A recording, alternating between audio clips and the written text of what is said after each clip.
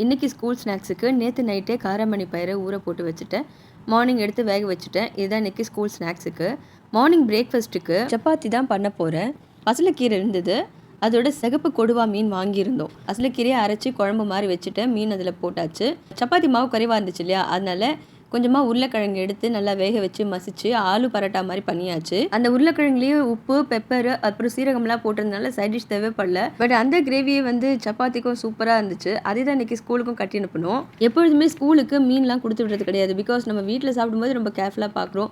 ஸ்கூலில் வாயில் முள் ஏதாவது குத்திடுச்சுன்னா ரொம்ப கஷ்டம் இல்லை. மாப்பிள்ளை சம்பா அரிசி, அப்புறம் இட்லி அரிசி, கருப்பு உளுந்து, வெந்தயம் எல்லாம் போட்டு அரிசி மாவை அரைச்சி போட்டேன். பிகாஸ் எல்லா நாளுமே ஆக்டிவாக இருக்க முடியறதில்ல. சம்டைம்ஸ் டயர்டாகிடுது. முந்தா நேற்று டயர்டாக இருந்ததுனால ஹோட்டல்லேருந்து இட்லி வாங்கிட்டு வந்து கொடுத்தாரு. அந்த சாம்பாரில் கம்பளி பூச்சி இருந்துச்சு. தெரியாமல் நான், ஜனனி, இதுனா 3 பேர் சாப்பிட்டுட்டோம். அப்புறம் அவங்கள அதை வாமிட் பண்ண வச்சு மருந்தெல்லாம் கொடுத்து போதும் ஆயிடுச்சு. இனி நோ அவுட் சைட் ஃபுட்.